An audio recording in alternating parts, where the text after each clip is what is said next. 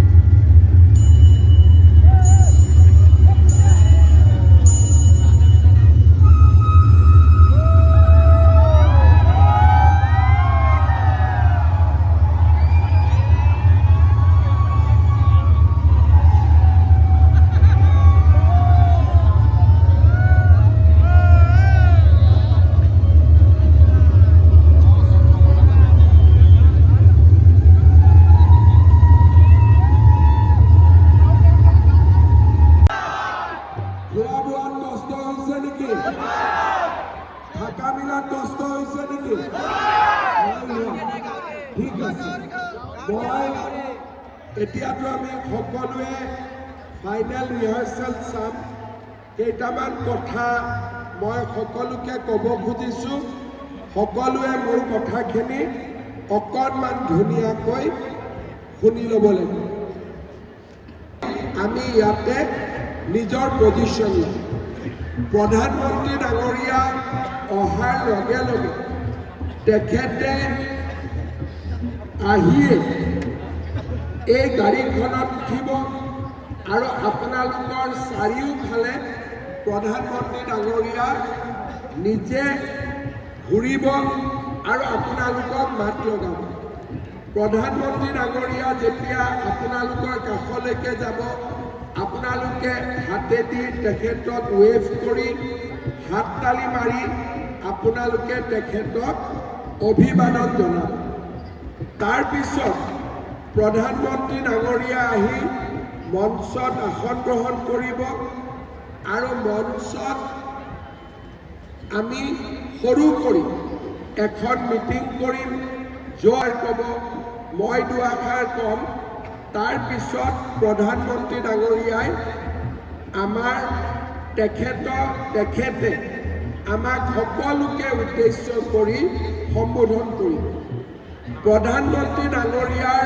ভাষণ শেষ হোৱাৰ পিছত আমি সকলোকে পাৰফৰ্মেন্সৰ কাৰণে অনুৰোধ জনাম আৰু আজি আমি যিমান ধুনীয়াকৈ কৰিম অহাকালি ইয়াতকৈ বেছি ভাল কৰি আমি সকলোৱে পাৰফৰ্মেন্স কৰিম পাৰফৰ্মেন্স কৰাৰ শেষ হোৱাৰ পিছত আমাৰ ইয়াতে এটা লেজাৰ শ্ব' হ'ব লেজাৰ শ্ব'টো অকল ফূৰ্তি কৰিবৰ কাৰণে আমি যেনেকৈ তেতিয়া ডান্সৰ কোনো স্ক্ৰিপ্ট নাথাকে লেজাৰ শ্ব'ত আমি যেনেকৈ নিজে ফূৰ্তি কৰিব পাৰোঁ আমি তেনেকৈ ফূৰ্তি কৰিম প্ৰধানমন্ত্ৰী ডাঙৰীয়াই আমাৰ পৰা বিদায় ল'ব আৰু লাষ্টত আমাৰ ইয়াতে ফায়াৰ ক্ৰেকাৰ হ'ব আমি সকলোৱে ফায়াৰ ক্ৰেকাৰ আমি উপভোগ কৰিম অহাকালি আমাৰ দায়িত্ব যে বড়ো জাতিৰ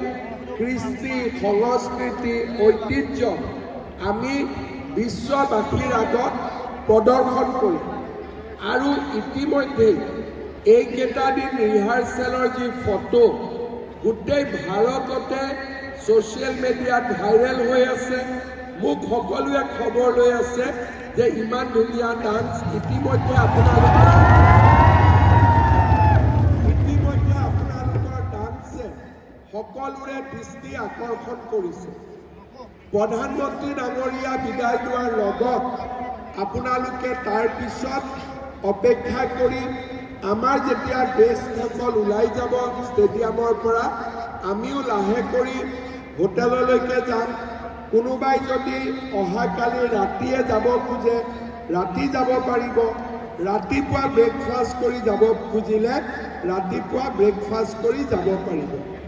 আজি আমাৰ ইয়াতে যিসকলে ডান্স কৰিব আহিছে অসম চৰকাৰে সকলোকে এখন পাৰফৰ্মেন্সৰ চাৰ্টিফিকেট আৰু এখন স্কিল চাৰ্টিফিকেট আমি সকলোকে দুখন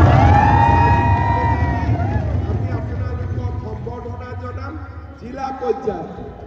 আৰু ইয়াতে আজি আমাৰ নেপালৰ পৰা 29 গৰাকী, নাগালেণ্ডৰ পৰা 25 গৰাকী, ৱেষ্ট বেংগলৰ পৰা 51 গৰাকী, আমাৰ সৰ্বমুঠ 9,667 গৰাকী আমাৰ পাৰফৰ্মেন্সত আছে আৰু 25 গৰাকী আমাৰ এক্সপাৰ্ট কমিটিত আছে আৰু কোৰিঅ'গ্ৰাফ আদিৰ কাৰণেও আমাৰ 12 গৰাকী ব্যক্তিয়ে আমাক সহায় সহযোগিতা কৰিছে।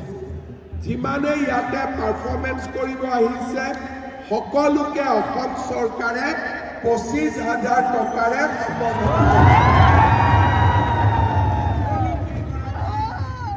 পাৰফৰ্মেন্স কৰা ল'ৰা ছোৱালী আমি সকলোকে 25,000 টকাৰে সম্বৰ্ধনা জনাম আৰু আমাৰ এক্সপাৰ্ট কমিটি কোৰিঅ'গ্ৰাফাৰ টীমৰ সকলোকে আমি 50,000 টকাৰে তেওঁলোকক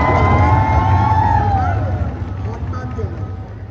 এই 5 বছৰত আমি বিহুক ইয়াত প্ৰদৰ্শন কৰিলোঁ, আমি ঝুমুৰত প্ৰদৰ্শন কৰিলোঁ, আজি বাগৰুম্বা। অহাবাৰ আমি গুৱাহাটীত নহয়, অহাবাৰ আমি দিল্লীত গৈ পাৰফৰ্মেন্স কৰিম। আমাৰো কনফিডেন্স বাঢ়ি গৈ আছে আৰু অহাবাৰ এনেকৈ আমি নতুন দিল্লীত গৈ পাৰফৰ্মেন্স কৰিম আৰু আমি আমাৰ জাতিৰ কৃষ্টি সংস্কৃতিক আমি বিশ্বৰ দৰবাৰত প্ৰদৰ্শন কৰিম। মই পুনৰ এবাৰ অসম চৰকাৰৰ হৈ অসমবাসীৰ হৈ আৰু মোৰ ব্যক্তিগত ফালৰ পৰা সকলো ভাগিন ভাগিনীক মই মোৰ মৰম আৰু শুভেচ্ছা জনাইছোঁ। সকলোৱে সুন্দৰভাৱে আমাক পাৰফৰ্মেন্স কৰিব তাক মই আশা কৰিছোঁ। মই আৰু এটা কথা আপোনালোকৰ জৰিয়তে মই জনাব খুজিছোঁ, আমাৰ ইমান আপোনালোকৰ ডান্স চাই আমাৰ মানুহ ইমান উৎসাহিত হৈছে যে আমাক পাছ খুজি আছে, সকলোকে পাছ লাগে। কিন্তু এই যিটো আমাৰ হল আছে এই হলত মাত্ৰ 20,000 ব্যক্তিকহে আমি জাগা দিব পাৰোঁ। কিন্তু আমাৰ পৰা পাছ লৈ গৈছে 32,000। গতিকে অহাকালি আৰু বাহিৰত লাইন পাতি আছে। যদি আমি পাছ দিওঁ ভাল কৰি ষ্টেডিয়ামখনত যদি 1 লাখো জাগা থাকে 1 লাখ মানুহ আহিবৰ কাৰণেও ইয়াত ৰেডি হৈ আছে। আবেগ ইমান আছে, মানুহে ইমান ভাল পাইছে যে সকলো মানুহ আহিব খোজে। মই বড়ো ৰাইজক আৰু অসমবাসী ৰাইজক অহাকালি টেলিভিশ্যনত এই পাৰফৰ্মেন্স চাবৰ কাৰণে অনুৰোধ কৰিম। সকলো ইয়াতে আমি জাগা দিব নোৱাৰিম, মই তাৰ বাবে ক্ষমা খুজিছোঁ। আৰু বড়ো ৰাইজক অসমবাসী ৰাইজক আমাৰ যুৱক যুৱতীসকলৰ পাৰফৰ্মেন্স অহাকালি টেলিভিশ্যনত চাবৰ বাবে অনুৰোধ কৰিম। যিসকলক আমি পাছ দিছোঁ তেওঁলোকৰ দুটা পৰ্যায়, প্ৰথমতে যোন আহিব তেওঁলোকে হলত বহিব আৰু দ্বিতীয়তে শেষত যিসকল আহিব ষ্টেডিয়ামৰ পিছফালে আমি এটা ফুটবল ফিল্ডত হোল্ডিং এৰিয়া বনাইছোঁ, তাত ভিডিঅ' ৱাল থাকিব, তাৰ পৰা তেওঁলোকে চাব লাগিব। আমি অত্যন্ত ক্ষমা খুজিছোঁ যে যিমান মানুহে আমাৰ পৰা পাছ খুজিছে, আমি যিহেতু বাগৰুম্বা প্ৰদৰ্শনৰ কাৰণেও দুটা গেলাৰী ল'বলগীয়া হ'ল, ইয়াতে 20,000তকৈ মানুহ আমি জাগা দিব নোৱাৰোঁ, 32,000 পাছ দিছোঁ। সেইকাৰণে প্ৰথমে অহাসকলে আমাৰ গেলাৰীত বহিব, পিছত অহাসকলে আমাৰ হোল্ডিং এৰিয়াত বহিব। এইখিনি যি অসুবিধা হ'ব তাৰ কাৰণেও মই সকলোৰে ওচৰত ক্ষমা বিচাৰিছোঁ। এই গোটেই অনুষ্ঠানটো যেতিয়া BTC প্ৰমোদ বড়ো ডাঙৰীয়া আছিলে তেতিয়া আমি আলোচনা কৰিছিলোঁ, আৰু আজি BTCত হাগ্ৰামা মহিলাৰী ডাঙৰীয়া আছে, তেখেতৰো আমি সহযোগিতা আৰু পৰামৰ্শ মতে আমি আগবাঢ়ি গৈছোঁ। আমাৰ লগত বিধানসভাৰ অধ্যক্ষ বিশ্বজিৎ দৈমাৰী আছে, মন্ত্ৰী UG ব্ৰহ্ম ডাঙৰীয়া আছে, শৰৎ বড়ো ডাঙৰীয়া আছে। মই সকলোকে এই অনুষ্ঠানত আদৰণি জনাইছোঁ। আজি আমি ইয়াতে এটা মাত্ৰ পাৰফৰ্মেঞ্চ, এইটো এটা ৰিহাৰ্চেল, আচল অহাকালি। গতিকে আজি আমাৰ এক্সপাৰ্ট কমিটি থাকিব। এই পাৰফৰ্মেঞ্চৰ পিছত যি সৰু সুৰা ভুল থাকিব সেইখিনি আমি শুধৰাই লৈ অহাকালি আমি আমাৰ পাৰফৰ্মেঞ্চৰ কাৰণে আমি সাজু হ'ম। মোৰ লগত একেলগে ক'ব, ভাৰত মাতা কি, ভাৰত মাতা কি, জয় বড়োহাৰিণী, জয় বড়োহাৰিণী, জয় আই অসম। বহুত বহুত ধন্যবাদ। জয় হিন্দ।